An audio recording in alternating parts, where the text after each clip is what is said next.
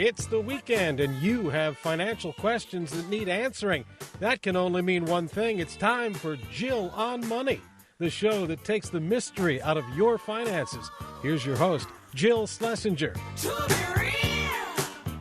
Welcome to Jill on Money. It's the birthday edition, Mark. It's my birthday weekend. Really, it's my birthday month.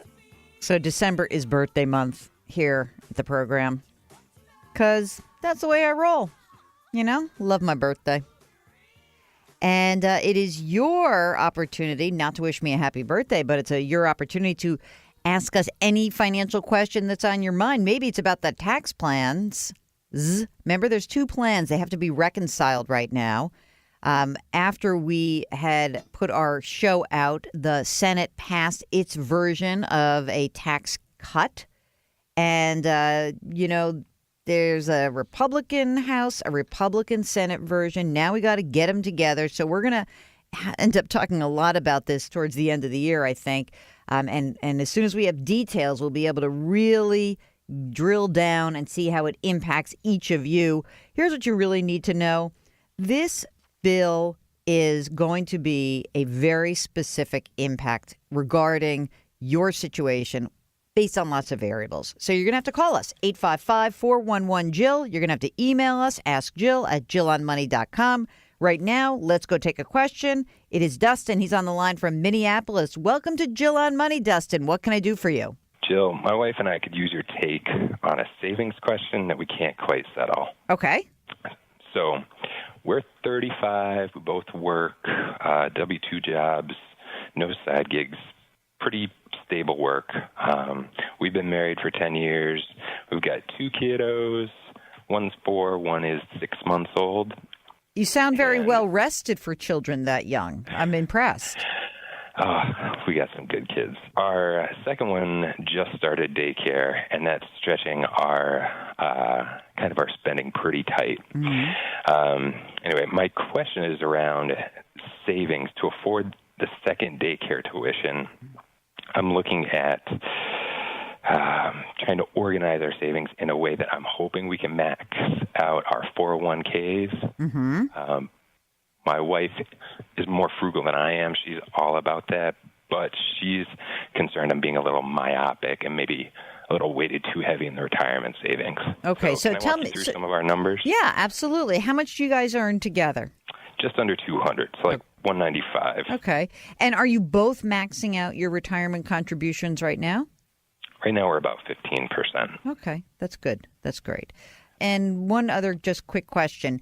You said you were both 35, right? Right. Okay, keep going. We fully fund our Roth IRAs each year. We haven't done that for this year yet or for 2017, but we plan to with some cash savings that we have. Mm-hmm. Our retirement balance right now is like $335. 85 of that is in Roths. We don't have much debt. I still have a student loan that's kicking around, like $3,000 left on that, and we have a mortgage on our house. Okay. The mortgage is $315, and the house is like at $450. Okay. So in our 10 years together, like we spent a bunch of time saving up to pay down my student loans.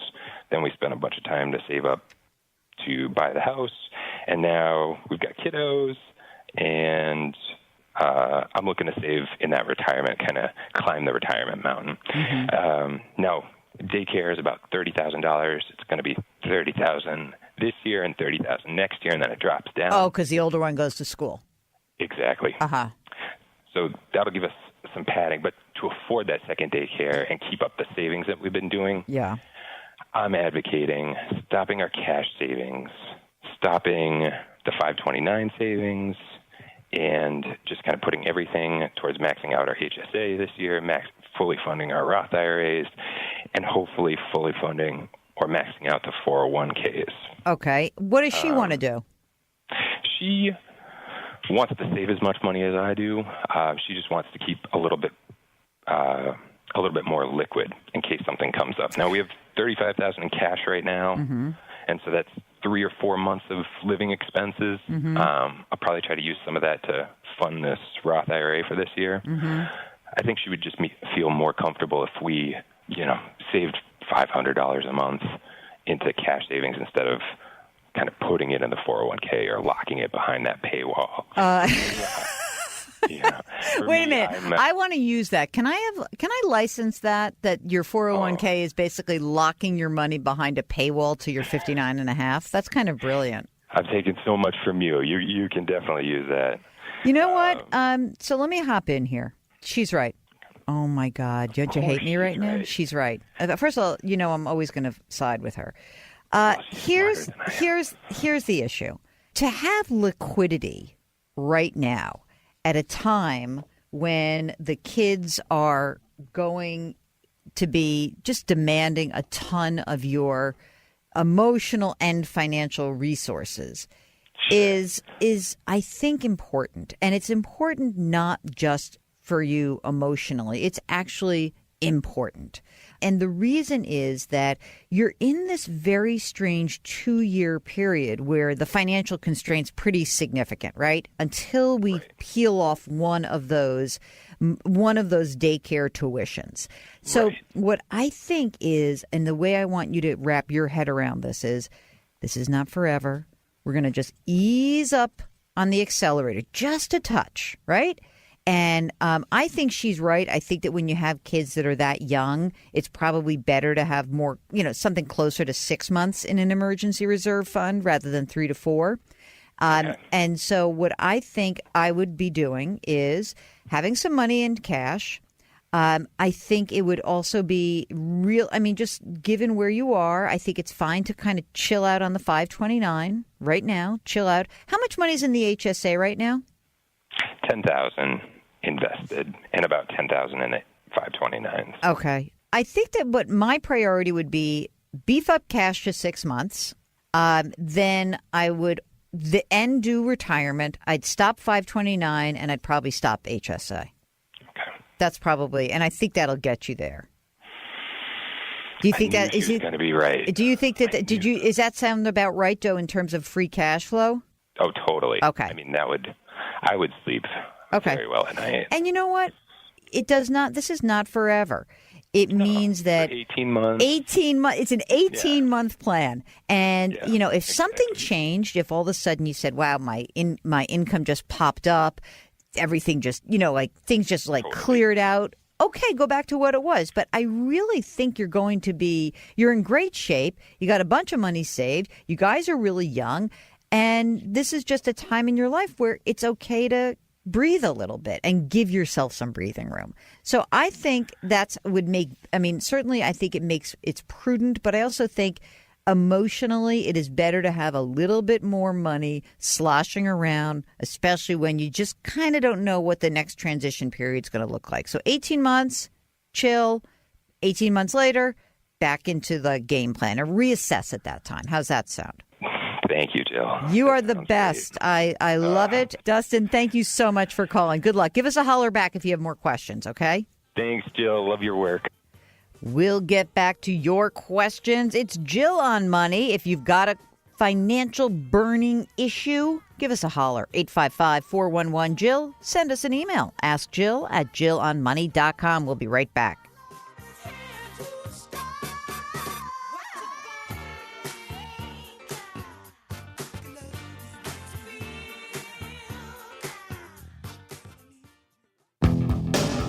Young, old, it doesn't matter. She's here to help you. Back to Jill on Money with Jill Schlesinger.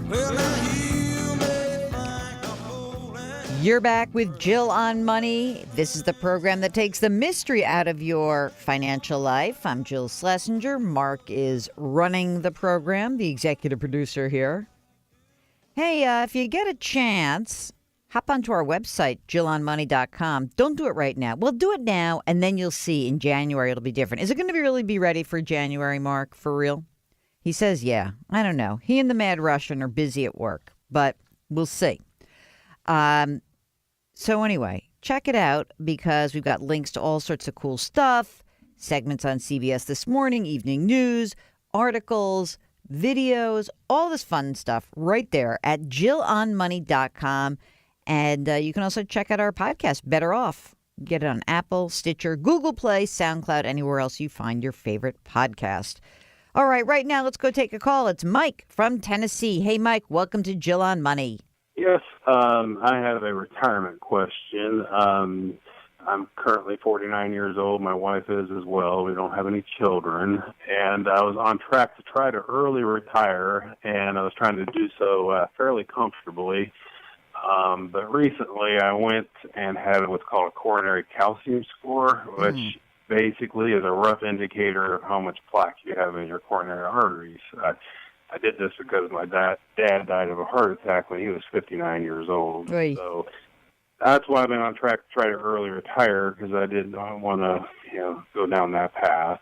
So the calcium score did not come back very good for my age group, bottom 8 percentile, as far as predictability of coronary calcium. So that's not good. That puts me in a high-risk group. So considering maybe making some lifestyle changes earlier than I was going to in the ways of retirement. I did make the lifestyle changes as a way of diet and exercise and all that recently. So I just want to give you my current situation and see what your thoughts are on retiring within the next year as opposed to the next 3 to 4 years. Okay. The original plan. So let me just ask you a question. So you're 49 now. You are asymptomatic, except for this bad report. You are feeling well today, correct?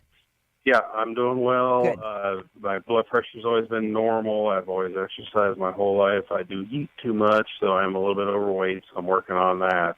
No smoking, any of that, and totally asymptomatic. Okay, so, good. Well, that's the most important thing. So let's figure out how we can get you retired by age 50, for goodness sakes. So tell me more about yourself. How much money have you and your wife saved? Currently, we have $1.9 million. Fantastic. Congratulations. Well done. Thank you. And so that's where we're at there. $600,000 is in tax-deferred accounts, and the 1.3 is in taxable accounts. Okay. And I own a couple homes, one here in Tennessee. We also own one in Florida. We have no debt, so we don't owe any money on anything. And I also have a commercial piece of property that I get a triple net lease on for at least the next 5 to 10 years. It's open-ended depending on when the current tenants decide not to lease it anymore. So I get $5,000 a month for that. Good. And that's the one big variable, which I don't know about. We have worked out a retirement budget, including taxes, of about $120,000 a year. We thought we could retire comfortably, very comfortably, and so the thought was to sell the house here in Tennessee, move to Florida, our Florida home, take the value of the house in Tennessee and put it into our portfolio. How much would that be? Roughly $700,000, probably $600,000 net of fees and taxes for selling the home. So another $600,000. That's great. That's great. And when you said your retirement need of $120,000 a year, does that presume you owned both houses or that you were just living in Florida? Just living in Florida. Okay, got it. Okay, so now we're talking, instead of 1.9, you're talking about $2.5 million that looks like is sort of your nest egg, correct? That is correct. Other than the commercial property, is there any other income that you can count on in your retirement? No, other than the commercial property, I do have a profession that I could work part-time if I choose to, and I may choose to after I've, had a year of downtime or something like that. Right. So I do have that option. I can work pretty much at will and any place I want to. So that's a bonus. But other than Social Security, there won't be any sort of other income. What do you do now that helped you save all this money? Basically, as a business owner, and sold the business about a year and a half ago. I still work there. I still sold it to a corporate buyer, so I still am employed by them, and I still work in the business. So I sold the business, but prior to that, we had, there were, of course, the deferred retirement accounts paid, and poured a lot back into the business with this being the end goal. So right. That's what I did. So. It's interesting. So it's funny you have a flip-flop situation that serves you incredibly well. And what I mean by that is that most people who you'll hear me talk to will have much more money set aside in retirement accounts than non-retirement accounts. You're flipped. You're the other way. You're going to end up having $1.9 million in taxable accounts and then the $600,000 in retirement accounts. And that is what is the important secret sauce of making this work. And I think you are going to be able to make it work, because what's going to happen is out of that $1.9 million, you're going to use that money to essentially offset the money that you need in retirement, right? So you'll have, say, $60,000 from your commercial property, and then you're going to need, like you said, another $60,000 or so, right, from your taxable account, which you can pull. The one thing that's going to make or break this plan is your ability to really stick to that $120,000 a year. Because if in 1 year you're like, you know what, I'm still healthy and I just want to go around the world and spend $200,000 this year instead of $120,000, that could really screw you over. I think based on the numbers, if I do a quick back of the envelope calculation, I think you're going to be okay. It works better if you certainly make some money. You're right on the edge here just because of the fact that you're so young. And so while, if you said to me, I know exactly the date I'm going to die, now do the planning, that's easy for me. But I'm hopeful that you're going to live decades into the future. And so we cannot presume that you can blow through all of your money. And also you've got a wife who I think it sounds like doesn't necessarily have the same health issues and is also young. So we have to make sure this $2.5 million lasts. And the way you do that is to really keep a tight grip on the retirement need, the expenses side of it. And if possible, a little bit, honestly, even if it were like a couple grand a month or $1,000 a month, anything that you can earn that would help you reduce the amount of money you pull from that taxable account is going to help you long term. But I think it sounds like you're actually pretty much on target here. I guess the only unknown is the commercial property part of it. But, if it's creating a cash flow of $5,000 a month, chances are it's worth something too. How much do you think that your share of this commercial property is worth? The rent is much more than the value of the property, and probably in the neighborhood of $250,000 to $300,000. Okay. And certainly we could sell that at the end of the lease, or we will be selling that at the end of the lease. Okay. Well, look, again, I think the game plan sounds pretty good. You cannot take too much money out early on. That's going to be your critical issue. You're going to have to be very careful about not blowing through that taxable account too quickly. But otherwise, I think it sounds like a very good plan. And, like I said, if you and your wife make a few shekels on the side, that's good news because it's money you don't have to pull from the portfolio. Okay, when we return, more of your questions. This is Jill on Money. Our phone number is 855-411-JILL. Our email address, askjill@jillonmoney.com. We'll be right back.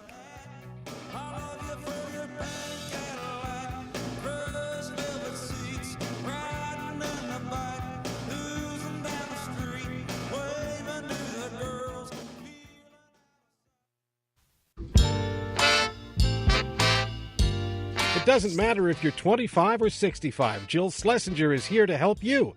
Back to Jill on Money. You're back with Jill on Money.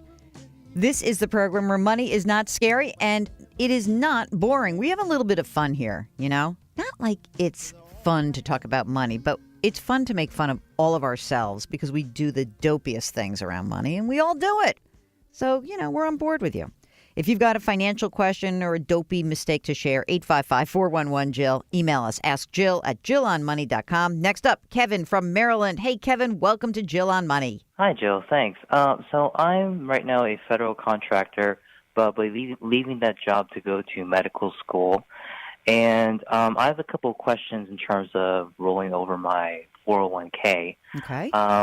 So I plan to roll it over into some kind of IRA, into some kind of company, and contribute another $5,500 to the IRA this year. Okay. And then invest it all in some medium risk tier investments, and let it go autopilot for the next 4 years. Nice. And so my questions are, what kind of IRA, what kind of company or criteria of I should be considering while choosing that company? Mm-hmm.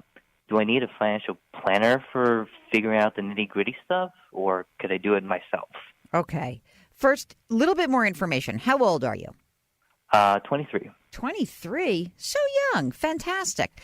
And how much are you earning now before medical school?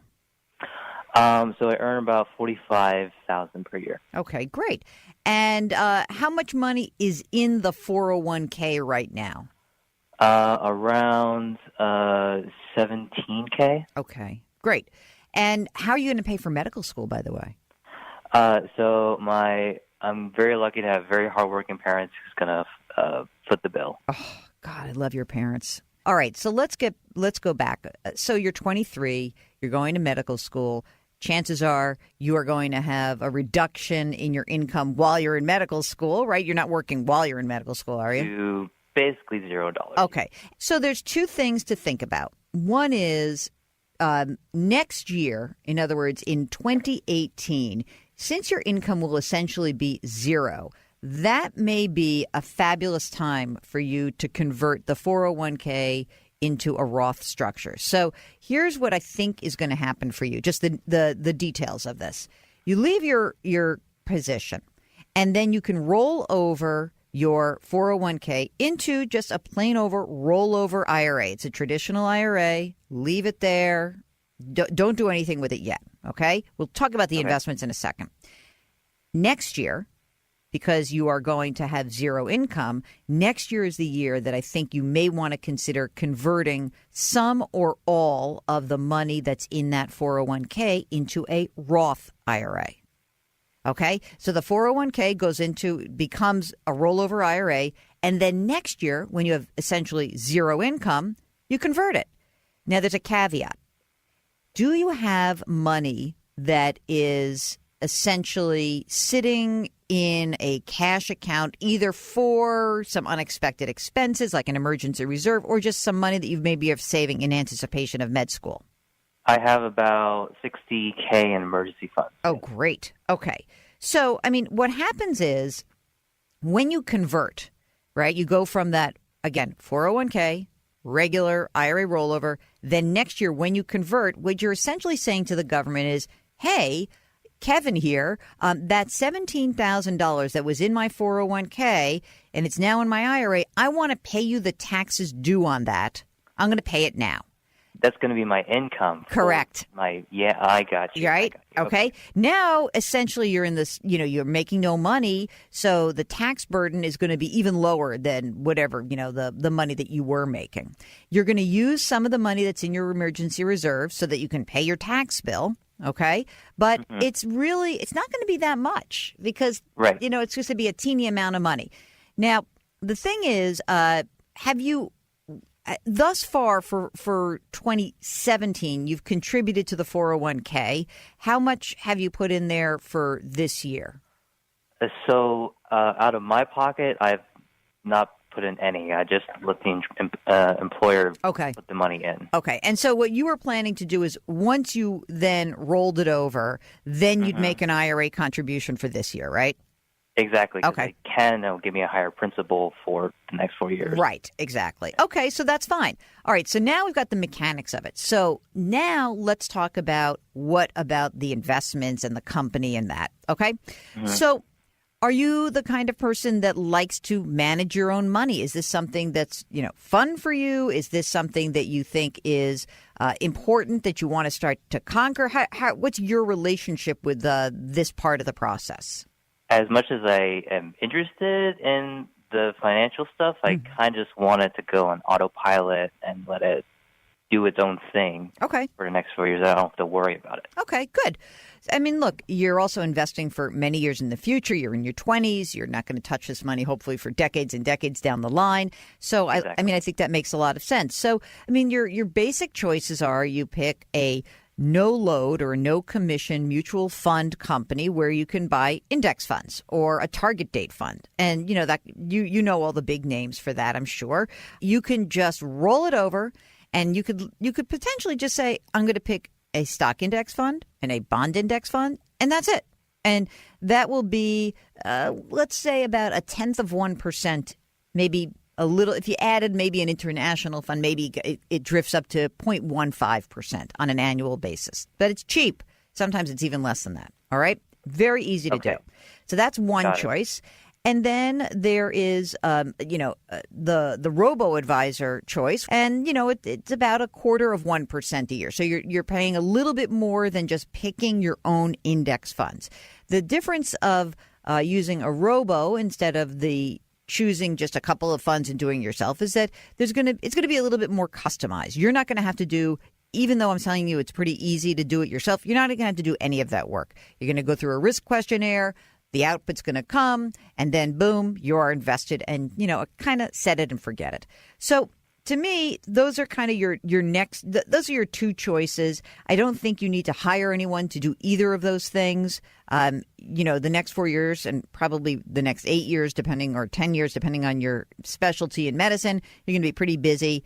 I think that your idea of doing, setting it and forgetting it for 4 years is probably going to be a longer period of time than even you anticipate. Okay, when we return, more of your fabulous questions. Just give us a holler if you've got one. 855-411-JILL. We'll get you on the air live, or send us an email, askjill@jillonmoney.com. We'll be right back. Is what I need.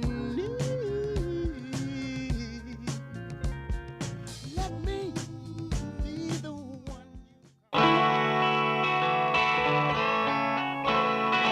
Young, old, it doesn't matter. She's here to help you. Back to Jill on Money with Jill Schlesinger. Can you believe it? You're back with Jill on Money, 855-411-JILL. Send us an email, askjill@jillonmoney.com. Follow us on Twitter @JillOnMoney.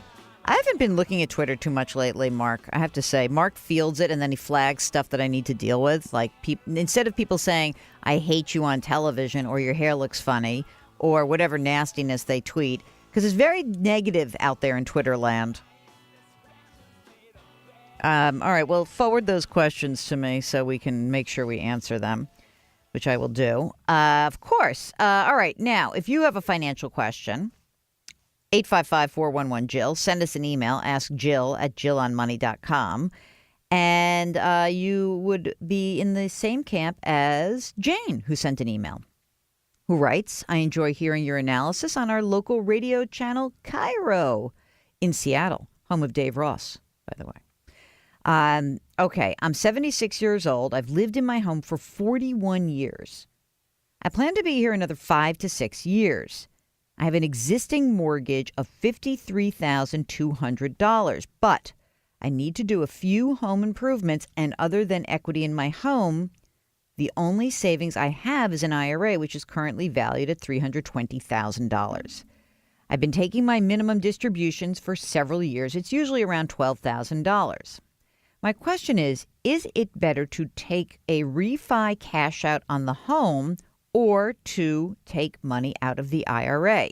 I live in the suburbs of Seattle. Current value of my home is somewhere between $770 and $870, so somewhere in between. If I take equity from my home, my monthly payment would be reduced. Currently, my payment is $440. It's at 4.99% interest. That's a little high, actually. Interesting. I'm a bit conflicted on which approach to use. I have no other debt other than the mortgage. I'm lucky as I have a pension, Social Security, and an IRA. I I've got a monthly gross income of $5,800. I do have 2 children. They're self-supporting. My gift to them is that they don't have to take care of me. Look forward to your thoughts and ideas, Jane. This is interesting because this is one of these weird things that I'm worried about the tax implication on many fronts. And here's why. You know, in the House tax bill, the way that mortgage interest is treated is different than in the Senate bill. But, you know, basically the House will allow you to deduct $500,000 of any home loan stuff as a total. And under the Senate bill, it's $1 million. So this is not an issue for Jane because she's under 500. So regardless of what comes in to be the sort of the new number or the old number, it doesn't matter. But the tax bracket thing could matter in terms of if she takes money out of the retirement account next, I don't know if it's this year or next year, but I guess the question is essentially what tax bracket does that land her? Where does that land her? And we don't know right now. So I think that maybe I'm going to err on the side of the mortgage for 2 reasons. I know that it's probably not a great idea to refi a mortgage when you only have 5 or 6 years to go. But I do like the idea that you have the corpus, that big chunk of money, $320,000 in the IRA. And I do think that you're still, because you have income, you still can deduct the interest against the mortgage. So I'm inclined to say, let's refi, hopefully in a low-cost way. You've got income. You should be able to qualify. I don't know if you ever said how much money you actually need to do the home repairs. But I do think that this is probably going to be better for you to do a refi. I don't know. You're going to have to run these numbers. I think that even if it were like a push, that it would be I think I would rather reserve the right to have that pot of money, of that liquidity available to you. So I think refi is where I land. I hope that makes sense to you. And I think it's certainly a good thing to get your house in shape and do whatever you need to do. And by the way, if you're going to move in 5 to 6 years, the other thing to consider is that anything that you think you might need to do today to get the house in shape to sell, do it. That doesn't mean you should remodel your kitchen, but it does mean that if you need a new roof and you're going to be there for 5 or 6 years, do that. Mark wants you to do your floors because he's very into new floors lately because he just did his floors. No, but I mean, really, anything that you think will, enhance the curb appeal, that's something that would be important. If you're doing things like painting in and out, inside and out, decluttering the house, that's also a biggie. I love that. Just paying someone to come in and get rid of some of your stuff. All those things will help you down the line. I think that's well worth doing. So whatever it is, the amount, usually you can't refi for less than $100,000. So I'm guessing you're going to take something like 50 out and you'll have $100,000 mortgage. If you have a problem with a total refi, you can always do a home equity line of credit. That's something that's a possibility. I think probably a refi at this point might be better for you. But let us know how it goes. Talk to a couple of different mortgage folks. See what's available. Try to make sure that you pay the lowest possible fees associated with these kinds of loans. And hopefully you will find yourself with a nice house to live in for as long as you want to stay there. That's your game plan. So thanks so much for writing, Jane. Okay, it's Jill on Money. Give us a call or send us an email if you have a financial question. Ask Jill at JillOnMoney.com. 855-411-JILL. That is our phone number. We'll be right back.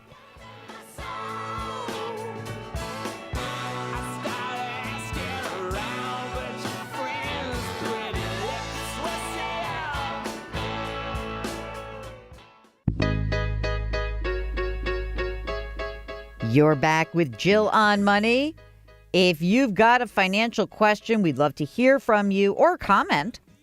Ask Jill at JillOnMoney.com. And here's a note from Jeff. Thank you, Jeff, because I just learned something. I didn't know anything about this. So I like when you guys educate me. Jeff writes, I took the first year income exemption for my 66th year. I drew my Social Security benefits. I worked full time. Then I retired. I continued working part time. Personally, I made out well. The folks at Social Security can't understand why more people do not take advantage of the first year income exemption in the Social Security handbook. Okay, so then I say to Mark, what's this? What is that? And he says, I don't know. I think I should know it because I'm taking, which class are you taking? Taxes now for the CFP board. All right, so then I got to look it up. And here, thank goodness for the folks at the Social Security Administration who've got a wonderful website, ssa.gov. And here's the FAQ section. What is the special rule about earnings in the first year of retirement? It's always good. Sometimes people younger than full retirement age retire in the middle of the year and have already earned more than the yearly earnings limit. There is a special rule that applies to earnings for 1 year, usually the first year of retirement. Under this rule, you can get a full Social Security benefit for any whole month you are retired, regardless of your yearly earnings. Here's what you got to do. When you're ready to apply for retirement benefits through Social Security, use the online retirement application, the quickest and most convenient way to apply. That's cool. I didn't know that. See, I like when I learn from you all. It's good for me. First year interest exemption under Social Security. Okay, stay tuned. We have got a fantastic guest coming up. Gretchen Rubin. She is written a really interesting book, and we're going to talk about your personality type and how you deal with other people in the workplace, at home, all those things. So stay tuned. Gretchen Rubin, best-selling New York Times author, coming right up here at Jill on Money. 855-411-JILL. Ask Jill at JillOnMoney.com. We'll be right back.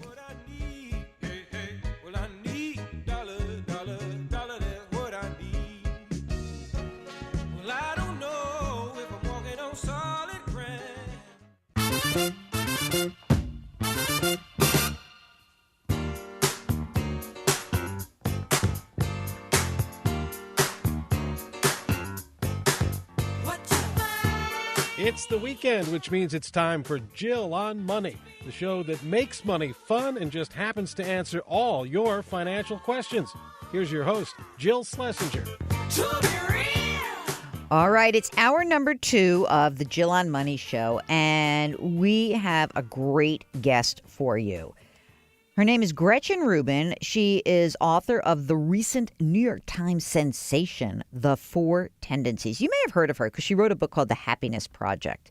She is actually considered a really influential observer of happiness and, more importantly, human nature.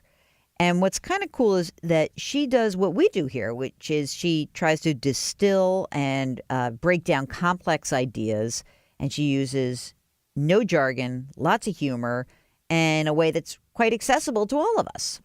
So it's really kind of been cool to get to know her a little bit.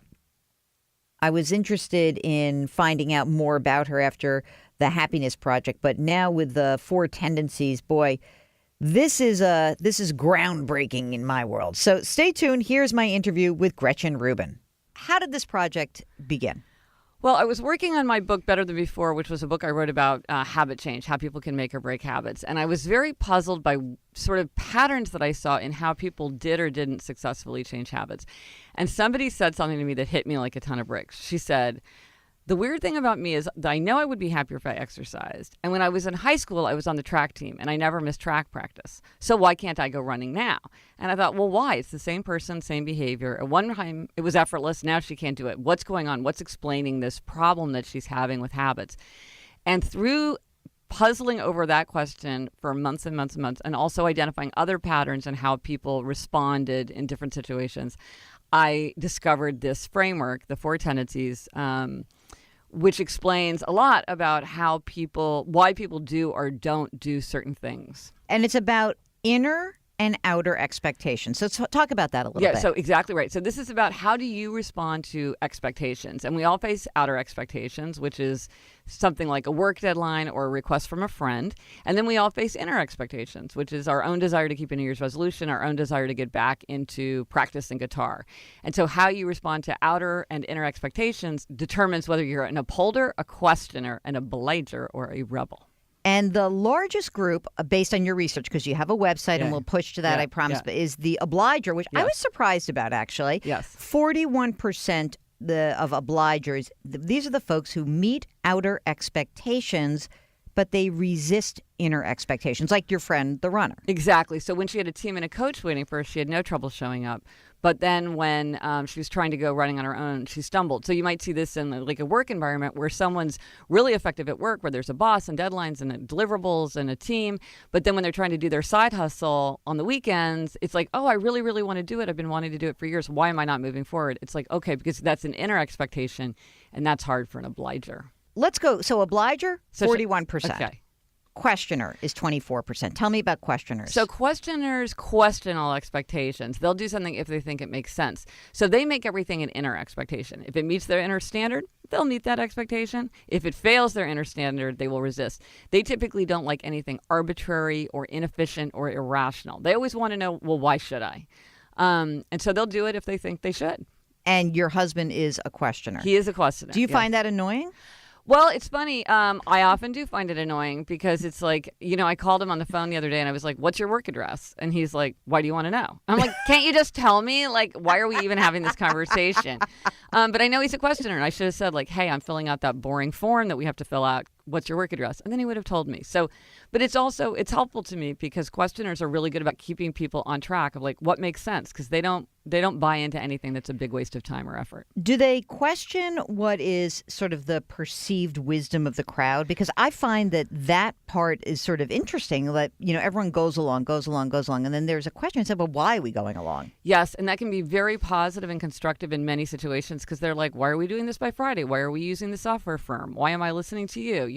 Or a questioner child would say, why am I memorizing the multiplication tables if I can just look it up on my phone? Why am I doing this? Now, it can be that in some circumstances, questioners will arrive at their own conclusions that might be very different from sort of conventional wisdom. Other people can think of them as crackpots because they're like, well, yeah, I mean, your team of doctors arrives at one conclusion, and you, because of your, own research, you've decided something completely different, and you think you're right, so you're going to do that. Well, sometimes other people are like, you're not giving enough credit to the weight of expertise. Okay, obliger, questioner, upholder. Yeah. This is you, Gretchen. This is me. Describe to me what the upholder does. So upholders readily meet outer and inner expectations. So they keep the work deadline. They meet the New Year's resolution without much fuss. So these are the people who are sort of self-starters. They don't need a lot of supervision. They're very good at following through on things. So this is the kid who can always remembers to pack their backpack the night before. They can be sometimes rigid because they really want to stick to whatever the expectations are. So sometimes they have trouble when situations are fluid or where they're expected to, change plans very suddenly. Finally. Yes. The rebel. Yes. Talk about that rebel. So rebel is the smallest tendency. It's a conspicuous tendency, but it's small. And rebels are people who resist outer and inner expectations. They want to do what they want to do when they want to do it, in their own time, in their own way. And if you ask or tell them to do something, they're very likely to resist.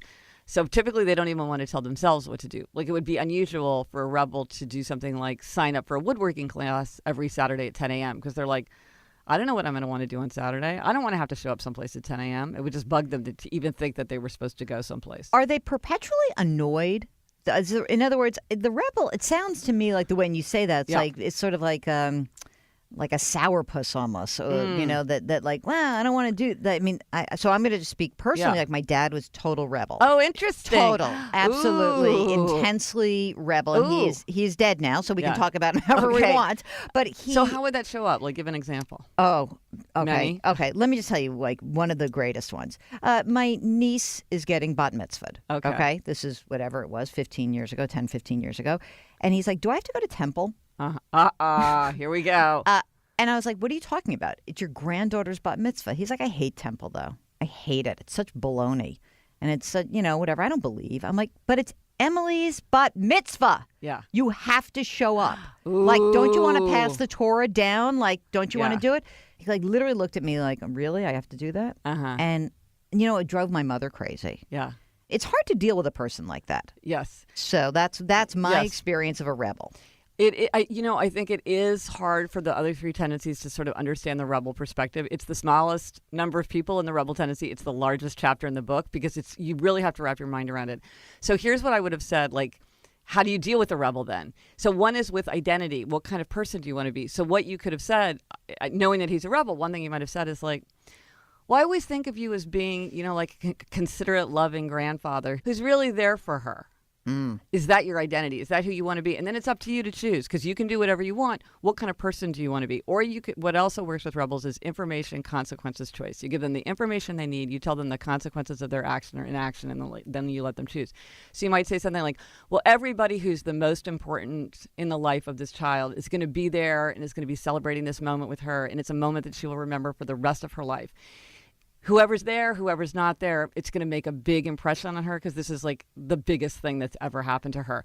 Information, consequences, choice.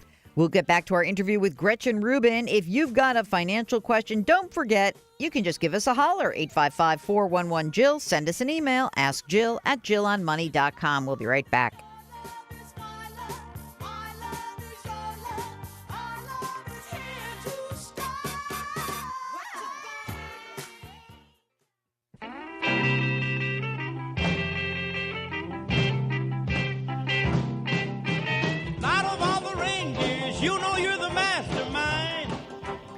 You're back with Jill on Money. Mark finally found the holiday music. Jeez. It's about time. Happy birthday month to me and to all you other December birthday people. And Sagittarians out there, we'll just extend it back to November as well. All right. We are so delighted you're joining us because this hour we are continuing my interview with Gretchen Rubin. She is the author of The Four Tendencies. So in the first segment, in case you missed it, you can go back and get it later. But we've got these four tendencies: Obliger, Upholder, Questioner, and Rebel. This is very helpful to start identifying which of the people in your life fall into each category, because it might give you a better way to deal with them. I, in the middle of the interview, basically started talking about my own family, and I was trying to figure out where many of the people fell. And so in this segment, Gretchen does a great analysis of the Schlesinger and the extended Schlesinger family. So stay tuned. Here's more of my interview with Gretchen Rubin. I'm going to show you a page where I've mapped my entire family on this. Oh, excellent. Oh, I love seeing this. Okay. For those, for you, all you listeners, there's like all the Upholder, Questioner, Obliger, and Rebel has names, arrows going around about. So you really see this in your family. Absolutely. Like, okay, you could pick them. That's what's funny about these is they're very blatant. Once you know this framework, you see them popping up all around you. And it was funny to this look is at it generationally. And I also love the other part about the book is that, that you say that every single type can tend towards another. And I think that was useful for me. So they can tip. So you can tip. So I need some help with myself because I want to know how to tip in and out. So tell me about, so I took the quiz and I kind of tried to get to where I was, what I was.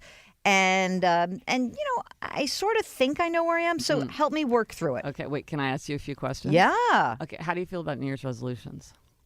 Okay, I've done it before. You have? Yeah, sure. And if there was a sign, let's say you and I were at a coffee shop and there was a sign that said no cell phone use, and I pulled out my phone and started using my cell phone, what would you be thinking? I would be thinking the sign says no, you can't do that. I realize that. So that is something when it comes to manners, especially, or that I'm very rigid. Mm-hmm. So do people call you rigid? Mark, am I rigid? I'm asking the producer. No, he's saying no. So I think my girlfriend and Mark probably know me the best. Your producer and your life partner are probably the best judges. And if there was something that you wanted to do that was important to you, like, I don't know, whether you wanted to like take yoga or train for the marathon or something like that, would it be easy for you to stick to that even if nobody else cared? Yes, I think it would. You tell a funny story about meditation, like you did it for a long time. And so exactly a year ago, I was like, I need to meditate because I've read all this research that says meditation, mindfulness, really good. And so people who've listened to this podcast have heard me say I meditate. Okay, by the way, I stopped meditating like 6 months after because I was like, I'm exhausted. I'm trying to do it at 4 o'clock in the morning. It's not working for me. And I haven't started up again. So I made this thing. Okay, I'm going to do Headspace every day, 6 months. Then I was like, I want to sleep late. Later. You're kind of coming up upholder to me. Does that ring true to you? I you think sound I'm, like an upholder who tips to questions. That's exactly what I thought. Oh, interesting. Yay! So that's where I went. Score. Yes, upholder who tips to questions. Right. Yes. That's kind you and of, I are the same. That's my tendency as well. And I do tend to also ask I feel like the questioner part. I also like tend to question A, authority, and B, conventional wisdom. So I'm always very leery of, like, for example, everyone's like, oh, The Lord of the Rings is the best movie ever. And I'm like, if everyone says it, how could it be? Right. Yeah. Okay. So that's not good. Well, one of the things about the tendencies that's important to keep in mind is that this is just one tiny, narrow aspect of your personality. It's how you respond to expectations. So depending on how curious you are, how intellectual you are, how adventurous you are, how considerate of other people's feelings you are, how extroverted or introverted you are, all these things would mix up and make a person, upholders totally different. So you could be a very analytical, curious, intellectual upholder, but what makes you different is that for the questioner, the immediate response is, why should I? Everything you're doing, why should I? And there's just this sort of, even if there's rules in place, like a lot of questioners are bothered by traffic regulations, which they see as arbitrary. It's like, why is everybody going 65 miles an hour? That doesn't make any sense. Or 5 garments in a dressing room. Like, that's totally arbitrary. Whereas to me as an upholder, and maybe you feel the same way, you're like, whatever, 5 garments, I get it. Like, it's not worth my time to like noodle over why 5, why not 6, why not 8? It's like, it's 5. Okay, fine. Right. Exactly. So let's not go crazy. If I know I'm an upholder and I meet outer and I meet inner, so then I don't need quite as much help getting on the stick. But if I'm somebody who's resisting my inner, the obliger, then I might want to seek external accountability. Absolutely, 100%. But that's sort of a brilliant thing to figure out, because then you could say, like, I can do something online. I can join a group. Once I put it out there, I'm going to be more accountable to it, and chances are I'm more likely to actually achieve it. No, and I think of everything in the book, that's the thing that's been sort of the most helpful insight to the most people, is that if you're an obliger and you're struggling to meet inner expectations, like you want to run, you want to meditate, you want to save more, you want to, lose weight, what you need is a system of outer accountability. And just like you said, once you know that what you need is outer accountability, there's a million ways. There's a million apps alone to help you get outer accountability. It's something that we're very familiar that a lot of people need, but some people don't really need outer accountability. They might benefit from it, but they don't need it in the same way. And for a rebel, outer accountability might actually be counterproductive. But if you know you're an obliger, you know that you must have outer accountability. That's crucial. And so instead of like thinking about, oh, why can't I never take time for myself? You can spend that time and energy figuring out, okay, given that I need outer accountability, what can I do? I want to read more. I'll join a book group. Like, that's simple once you realize that that's what is necessary. What was surprising as all this data about people are coming in? Like, you get all this different information. What surprised you as you were compiling this? The thing that surprised me really is that no one's picked up on this before. I keep thinking, like, this, once you know it, it's so obvious and people so clearly fall into each one that I kept thinking, like, it can't be, I must be missing something. Or like, and I would go over, examples after examples, and I was constantly like trying to poke holes in the framework and like, does it account for everything? And what about this? What about that? But sort of everything fit into the framework. Like, for instance, one of the things that was surprising to me was that, okay, so rebels don't like outer or inner expectations, but some rebels are very attracted to areas of high regulation, like the police, the military, the clergy, or large corporations with like sort of a lot of rules. And this seemed very paradoxical to me. And I was like, well, maybe this means my framework doesn't work. But then when I talked to rebels, it was like they understood that about themselves. And they would say, like, I need to be in a place with a lot of regulation because otherwise I just sort of stall out. I need something to push against. I need somebody to give me rules that I can resist. And that's like me pushing off the side of the swimming pool. If I were just like out on my own, some rebels thrive in that. Like, they want to be entrepreneurs or they want to be salespeople who are out on the road every day doing their own things. But some people, like, they need structure in order to have the energy to resist. And so it did fit within the framework. But, so I was constantly looking like, well, is this an exception? Does this not fit? And slowly everything kind of fit into the puzzle. So you're an upholder and you went to you went to undergraduate, you fancy undergraduate, you went to law school. Yep. You were editor of the Law Review. Yes, I was. Which is very impressive, I have to say. I mean, like, beyond all the other stuff that's impressive about you, but it's like, that's impressive. Yeah. You become a clerk for Sandra Day O'Connor. Yes. And I guess I'm wondering, as you think about it, like when you go back, like, is it surprising that you said you didn't just stay in that channel, I guess? Well, I think this is one of the places where being an upholder really came to my help because, for a long time I didn't know that I wanted to be a writer, just didn't know. And so I just went to law school like so many people do. It's a great education. It'll keep my options open. I can always change my mind later. It's great preparation. I'm good at research and writing. So I went to law school.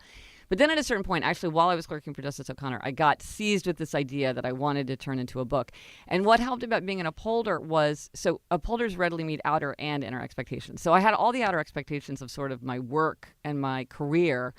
But then once I had the inner expectation, like I want to be a writer, I literally went to a bookstore and got a book called something like How to Write and Sell Your Nonfiction Book Proposal and followed the instructions.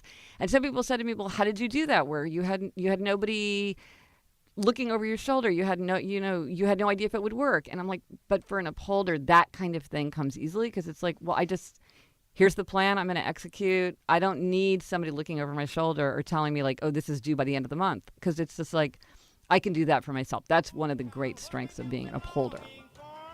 All right, we'll get back to our interview with Gretchen Rubin, author of The Four Tendencies, in just a minute.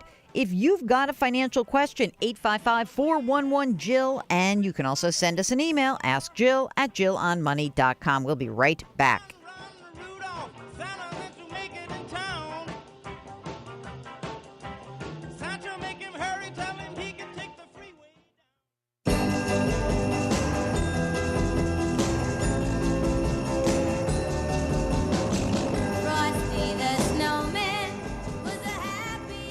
You're back with Jill on Money. This is the program that takes the mystery out of your financial life. I'm Jill Schlesinger, and we're in the middle of our interview with Gretchen Rubin. She's the author of The Four Tendencies. And I thought this was fascinating in terms of how people deal with their own money, how they fall into these four categories: obliger, upholder, questioner, rebel. In some respects, those categories can be instructive for those of you who are financial advisors or people who want to make financial decisions, because sometimes being one or another type of personality can impede or help you achieve your financial goals. So check this out. We've got Gretchen talking about the four tendencies and how it influences financial decision making. Okay, so I need your help on something. Ready? Oh, okay. So one of my cousins is really highfalutin engineer type. Okay. And he says to me, he said, could you look at my 401k? Mm-hmm. And I said, sure. And he's, in his 50s, and it's all in cash.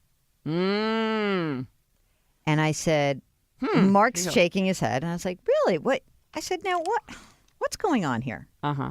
And he goes, well, I'm very nervous. I don't like the stock market. Okay. I said, okay. Because he's very risk averse. He's risk averse, but when I kept digging, he said, no one can prove to me that the market will go up. I said, well, we know over the past blank years, this is what has happened. He goes, but you can't tell me what's going to happen tomorrow or for the next month or the next 10 years. Like, what if we go into a 20-year depression? Yes. I don't know when the next financial crisis is happening. Well, we just had one. But nothing broke through. Yeah. I didn't know what to do with it. I think he's probably a questioner. Do you think he's a questioner? He's a high questioner. Okay. And I felt like there was no assuaging that fear. Right. Right. Well, because he's also just like, you can't show me the data. Right. And he's right, because no one can predict the future. So, objectively what he says is true, because you're saying I'm just based on, what's the past performance is no indication of future results. Right. And you're kind of saying, well, I kind of do think the past, we can predict the future from the past. I think and this may be where I was saying, it's a harsh word to say, but crackpot, but this can be where questioners total crackpot. I agree. They can kind of form their own decisions. So what I would say is I would really emphasize to him your reasons and your justification for why you think. And you could say, and like try to show him data that would do it. Now, another thing that really appeals to questioners is customization. They like to think that they're doing something that's in the way that's most efficient for them. And they also often like to experiment on themselves to get more information. So they're kind of like the like life hacker types. So what you might say is like, I understand what you're saying, and of course you're right, because we can't know the future. But what if, as an experiment, we took a certain amount of money that you felt comfortable with, and we decided to do something else with it, and so in a level that you felt like you could handle, just to see what would happen. And let's do this in the way that's right for you and your outlook and your beliefs. So it's the idea of customization and then experimentation. Because if we do this experiment for a couple of years, that might change your mind, because you're going to have new information coming in. So customization. I love that. Yeah. Another thing that can happen to questioners, he's got you as a guide, so that's good, but they can sometimes fall into analysis paralysis. Totally. Yes, where they want more and more and more perfect information, and they can't make a decision or move forward because they just want more information, and this can make them stall out. And one of the things that can sometimes help is trusted authority. Like, oh, I'm going to look up Consumer Reports, or I'm going to, oh, my cousin is like a well-respected financial expert. But sometimes they won't accept someone's expertise. And so in which case, it really has to go to that, like, let me give you all the information, because you have to be the best judge for yourself. I feel like on this program we get that sometimes, where people will call in, because we do callers. We have listeners who call in and ask for financial advice, and I'm a certified financial planner, so I can throw that hat on and do it. But Mark will tell you that sometimes we'll get people who say, like, well, I've been trying to convince my wife of this, but she doesn't believe me. But if I call you and I play this back to her, then she will believe you. Because you're a trusted authority. Exactly. That's exactly right. It's so interesting. Yeah. And so part of it is like, who is, and that's like for a doctor, I need to know that you're my trusted authority. I have a friend who like interviewed 5 pediatric surgeons, because she's like, I have to have somebody that I really believe in, or I'm not going to do what he says. I think it's very interesting to consider that there are some blind spots that each of the tendencies have. They all have great strengths, but also weaknesses. And I think you talk about how there's this idea that if you are so not just rigid, but if you're paying attention to these external messages and you're being like the good boy, the good girl, that you can rebel against that. Yes. What does that look like? Okay, so what you're talking about is obliger rebellion, which is a very common pattern. So obligers readily meet outer expectations, and they struggle to meet inner expectations. So one thing that can happen is they will be meeting expectations, and then suddenly they just snap, and they're like, okay, this I will not do. And, and they put their foot down, and sometimes it's small and symbolic. Like, I'm just not going to answer your emails for 2 weeks. Or sometimes it's huge. Like, I'm going to quit this job and go work for a competitor. I'm going to go have an affair. I'm going to go have an affair. I'm going to divorce you. I'm going to break up a 20-year friendship. You're dead to me. I'm over. There's nothing that you can say or do to fix this. Now, obliger rebellion is really meant to protect an obliger, because it happens when an obliger feels exploited, taken advantage of, neglected, not heard, or where burdens have just become so high that the obliger can't take it anymore. So it's meant to protect them by sort of blowing up the situation. And sometimes it can be good. So sometimes it does have a good effect. But sometimes it really can be very destructive, because it's not controlled. It's an explosion. And obligers themselves will often say that they're acting out of character. And there can be reputational risks, because to people around you, it's like, well, if you didn't want to do it, why did you say you would do it? Or where is this coming from? You never said anything about this before. And so people feel very puzzled and frustrated by the behavior. So one of the things that obligers can do is to watch out for this feeling of deep resentment and burnout that's building. Like, it's too much, it's too much, it's too much. It's, why do they keep pushing this on me? And try to avoid it. Or if you're somebody around an obliger, like let's say you're in a work situation, you could say to yourself, hey, there's a lot of unpleasant work travel. Is everybody partaking in that equally, or a couple of people picking up way more than their share? Or are there a couple of people who are taking all the extra shifts? Or is there somebody who's on every committee and every team, and then other people who really are only doing the interesting stuff? And or maybe you haven't taken vacation in 18 months. And I'm going to say to you, hey, I want you to come in at the end of the week and tell me when you're going to take vacation, because you're too important. We don't want you to burn out. We don't want you to lose you. If you're not able to draw that boundary, if you're not able to like resist an outer expectation that people just, because if you're in the workplace, people just want you to work. Yeah, exactly. Yeah. So you as a team member or as a boss need to say, or as a spouse or as a friend, you need to say, this is too much. Too much is being asked of you. Let's figure out how you can get outer accountability for meeting an inner expectation of giving yourself a break or pushing back. We'll get back to our interview with Gretchen Rubin in just a minute. You're listening to Jill on Money, 855-411-JILL, and our email address is askjill@jillonmoney.com. We'll be right back.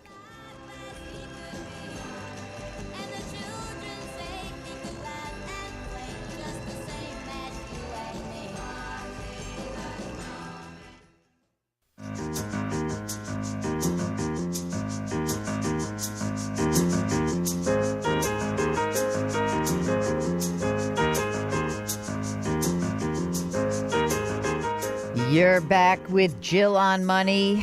Thankfully, Mark has my holiday music, and that is my absolute favorite, of course.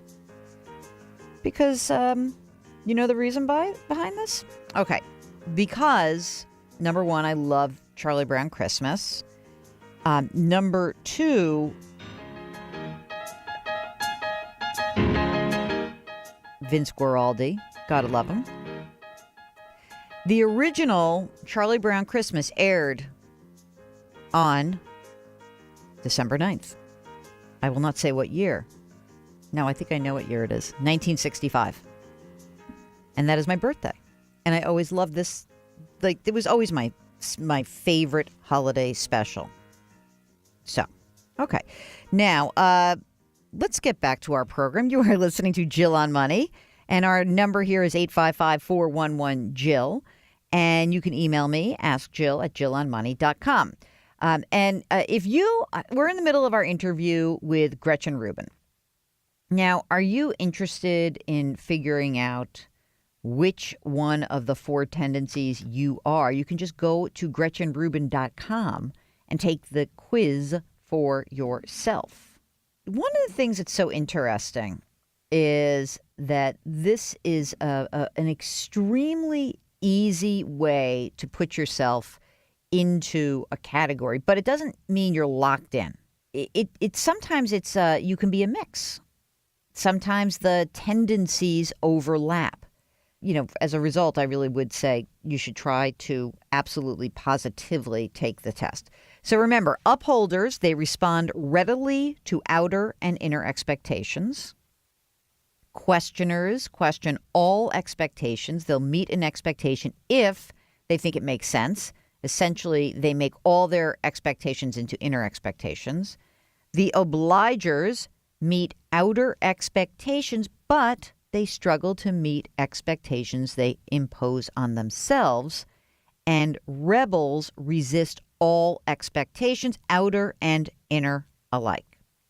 So go take the quiz. It's very good. And by the way, Gretchen has a podcast also, but go check it out, GretchenRubin.com, and you can take the quiz. All right.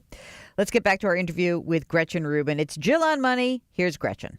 All right. So questioner, you can get analysis paralysis. Yes. You can seem like a crackpot. Yeah. Obliger, you can like snap and Yes. be like, Yeah. no one appreciates me. Yes. Rebel's obvious. What about upholder? So upholders can suffer tightening, which is when the rules get tighter. So a friend of mine who's an upholder, his girlfriend wanted him to use this budgeting app, which had really helped her. Because as I'm sure, as you've talked about many times, if you monitor what you spend, people do a better job. And he's like, no, I can't do that because I know myself and I would become so obsessed with tracking every single penny on this app. It would just consume my whole life. That's tightening. It's like the rules just get tighter and tighter and tighter until an upholder can become a faceless bureaucrat doing their own paperwork. So when I was back in college, I stopped playing sports. I gained weight. And I went to Weight Watchers. And I was so good at Weight Watchers. I mean, oh my God. First of all, way back when, 100 years ago, you used to write down every single thing you ate. Monitoring. Monitoring. Yes. But I also couldn't quite figure out how to stop dieting. Not that I was like That's anorexic. tightening. There you go. So right? you are an But upholder. Yes. So you I really couldn't. Like I literally said to the person, like I don't trust myself. I'm kind of scared. I don't want to gain the weight back. And like, how do I do this? Yeah. It was hard. That was actually harder than losing the weight. Yeah. For me. Yeah. It's like okay, well, we're going to do this thing called maintenance. You're going to add things back. Yes. I got I got like crazed. No, that's exactly tightening. Or like I've heard of like physical therapists who say, oh, I told my client to do this exercise once a day and then come to find out he was doing it 3 times a day, thinking like, oh, well, if once is great, 3 times is better. That's tightening. And so this is something that upholders really want to mindfully control. How about the fact that I can, let's talk about me because really Let's it's like talk a about you. therapy session. I love it. This is my favorite thing to do. I know. And you're an upholder. There aren't that many upholders. I don't get to hang All out right. with an upholder. So here's our motto. Because Yeah. one of my favorite things is the mottos. Yeah. So does this ring true for you? Discipline is my freedom. Wait a second. Hold on a second. I have to see if I can find something here that'll prove to you that I have that. But I'll let my lists, like insanity. I'm insane. And I have to write them down. Yeah. By the way, somehow or other, on an index card, putting that list. Index cards is a sign of upholders. I don't know what. Well, it's just anecdata, but it seems like they come up a lot. Just like Excel spreadsheets come up a lot. Okay, so she is showing me a like multi-element. It's an oversized. This is not just your average. I have a index lot going card. on. This is not even 5x7. This is like a 5x7. I think. Yeah. So it's not a 4x6 or a 3x5. Right. There's underlining. There's brackets. There's exclamation points. There's multiple colors. Are the colors coded, or it was just Not a always. different It's just a different pen in the different mornings. So it was like it's like my CBS life, my life There for you my go. column, the Yes. blog post, Yep. what do I need to do for the It's I all got to here. read Gretchen's book. I It's- got it right. I got to do it's that, and dates, then it's phone numbers, right. It's like it's- and this is like yeah. personal side on the right, Yeah. but insanity. There you go. Right. Okay. Yes. It's insanity. But it's great. But I so- love it. But so again, this is one of the things though. Is if you were surrounded by people who were like, "You're too rigid. You need to like be looser. You're too hard on yourself. You need to get rid of this. You need to do it on an app. Like, why are you doing it on a hard copy?" It's like you're like, "Hey, this is who I am. There's a lot of people like me. There's a lot of people like you. It's not that one of us is right and one of us is wrong. The thing is, how do we find a system that works for each of us? And if we have to work together, how do we figure out a way that's going to work for everyone? Instead of like getting to this thing where this is the best way. This is what you should be able to do. If you respected me, you should do what I want without asking me." And I'm like, no, I'm a questioner. I want to know why. I'm not disrespecting you. I'm not questioning your authority. I just want to have an explanation. I don't have to take that personally. Well, thanks so much to Gretchen Rubin. Go check out her book, The Four Tendencies, and her previous book, The Happiness Project. You are listening to Jill on Money, 855-411-JILL. Send us an email, askjill@jillonmoney.com. We'll be right back.